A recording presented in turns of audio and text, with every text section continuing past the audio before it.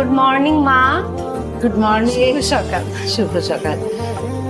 কি মা, তুমি সকাল সকালে কেন কিচেনে আসছো? যাও গিয়ে রেস্ট করো। না না মা, কি যে বলেন, আমি এখন রেস্ট করব। আচ্ছা, কি রান্না করছেন আপনি? এই তো মা, সকালের নাস্তা বানাচ্ছি। মা, সকালের নাস্তাটা আমি বানাই? আরে না, তুমি নতুন বউ, বিয়ের পরের দিন তুমি কিচেনে চলে আসছো। কে পাঠিয়েছে? নিশ্চয়ই নয়। ও নাক ডেকে ডেকে ঘুমাচ্ছে আর তোমাকে পাঠিয়ে দিয়েছে কিচেনে হাত পুড়িয়ে রান্না করার জন্য। না, আমি কি মরে গেছি? আমি এখনো বেঁচে আছি। মা, কি যে বলেন, নয়ন আমাকে পাঠায়নি, আমি নিজে থেকেই এসেছি। আসলে বিয়ের আগে মা খালাদের কাছ থেকে শিখেছি শাশুড়ি মাই হচ্ছে নিজের মা, এবং শাশুড়ি মাকে বিয়ের পরে সবসময় রান্নায় হেল্প করতে হয়।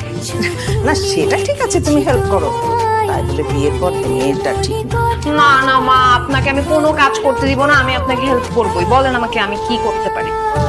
আরে আমি কখন দিলে তোমার মতো একটা বউ পেয়েছি। জানো, আমাদের আশেপাশে অনেক মানুষ বলে বিয়ের পর তার বউরা নাকি কিচেনে পাশ দিয়ে যায় না।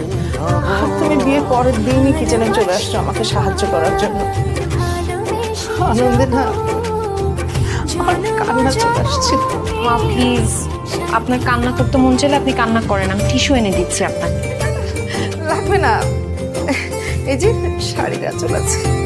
মা প্লিজ আমাকে বলেন না, আমি কিভাবে আপনার সাহায্য করতে পারি। আপনাকে একটুখানি হেল্প করতে পারলেও আমার নিজেকে সার্থক মনে হবে।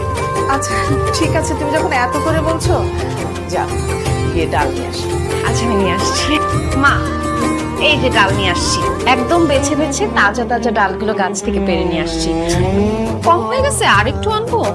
আরে বোকা মেয়ে, আমি তোমাকে তো এই ডাল আনতে বলিনি, আমি তোকে খাবার যে ডাল সেটা আনতে বলেছি। সরি। আচ্ছা না, সরি কিছু নেই, কোনো সমস্যা নেই, আমি নিয়ে আসি। যা ওখানে করে। হ্যাঁ আচ্ছা, তুমি তাহলে এদিকটা একটু দেখো, এই যে হ্যাঁ হ্যাঁ, একটু নিয়ে যাও। হ্যাঁ আমি আসছি।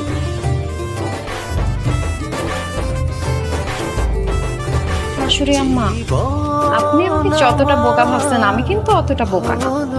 আমি আপনাকে রান্নাঘর থেকে বের করলাম কারণ এখন রান্নার মধ্যে এমন একটা জিনিস আমি মেশাবো যেটা খেয়ে আপনারা সবাই অসুস্থ হয়ে পড়বেন। এরপরে রাগে ক্ষোভে আমাকে বাসা থেকে বের করে দিবেন, আমি বাপের বাড়ি চলে যাবো।